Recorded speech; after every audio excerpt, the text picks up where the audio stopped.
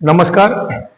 આજે આપણે ધોરણ 12 ની અંદર અર્થશાસ્ત્રની અંદર પાઠ નંબર 5 ગરીબી વિશે વાત કરીએ. એક શોર્ટ વિડીયો બનાવેલો છે, એ પણ તમે જોયો હશે. આની અંદર 5 માર્કના કુલ 3 પ્રશ્નો છે અને એક તો ફરજિયાત પૂછાય છે, જે આપણે શોર્ટ વિડીયોમાં વાત કરી ગરીબીના નિર્દેશકો, એ તો પ્રશ્ન છે જ. એ ઉપરાંત બીજો એક પ્રશ્ન આવશે, ગરીબીના આર્થિક કારણો જણાવો. અને એક બીજો પ્રશ્ન છે, ગરીબી દૂર કરવાના ઉપાયો. તો આજે એના વિશે વાત કરીએ. અહીંયા આપણે હેડિંગ મારીશું ગરીબીના, અહીંયા શું લખીશું? કારણો જણાવો. અને અહીંયા આગળ લખીશું આપણે ઉપાયો. એક સાથે બે પ્રશ્ન 5 માર્કના આપણે જોડે તૈયાર કરીએ તો તમને જલ્દી યાદ રહી જશે, રાઈટ? તો અહીંયા આપણે પહેલા વાત કરવા જઈએ ગરીબીના કારણો. એ તમારે જમણા હાથ ઉપર નીચે આવશે. તો પહેલો પણ શું છે એમાં? ખેત ઉત્પાદકતા કેવી છે? નીચી છે.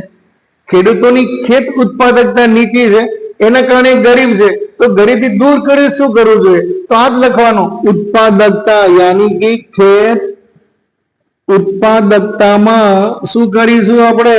વધારો. તમે મહેનત નહીં કરતા એટલે માર્ક ઓછા આવે છે, તો હોશિયાર બનાવવા માટે શું કરવાનું? મહેનત વધારો. બસ આટલું જ છે. તો ખેત ઉત્પાદકતા નીચી, રાઈટ? તો એના માટે શું કરીશું? ખેત ઉત્પાદકતા વધારે. આનો પાછળના બીજો પોઈન્ટ છે, એને આપણે સાઈડમાં રાખીશું. બીજો પોઈન્ટ લઈએ. આમ ચોપડીનો ત્રીજો પોઈન્ટ છે, ગૃહ અને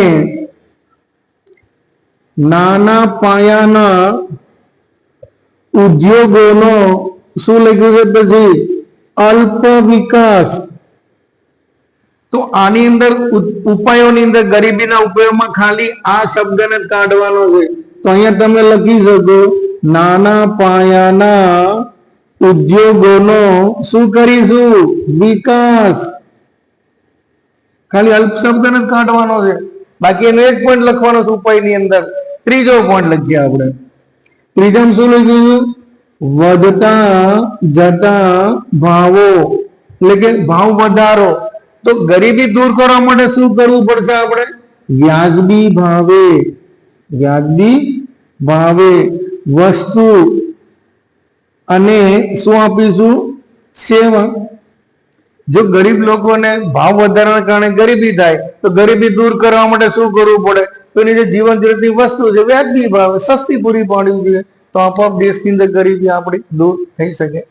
આગળ વાત કરવા જઈએ ચોથા પોઈન્ટની અંદર.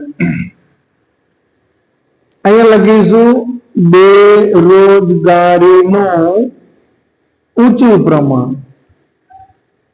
તો ગરીબી દૂર કરવા માટે શું કરવું પડશે? તો યોગ્ય માનવ મૂડીરોકાણ. આજે દરેક લોકોને શિક્ષણ, તાલીમ, માહિતી આપવામાં આવે તો એની ગરીબી દૂર થઈ શકે. તો યોગ્ય માનવ મૂડીરોકાણ કરવાનું. હવે પાંચમો પોઈન્ટ, એટલે આનો આપણે જે બીજો પોઈન્ટ હતો ડાબા હાથ ઉપર, એમાં શું લખ્યું છે?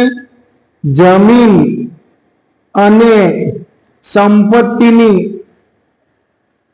અસમાન વહેંચણી.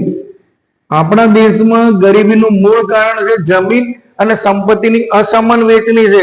તો આની અંદરથી આપણે ઉપાયોમાં 2 પોઈન્ટ લખીશું. એક તો જમીન ના હોય એવા લોકો, એટલે કે અસંગઠિત ક્ષેત્રનો શું કરીશું આપણે? વિકાસ.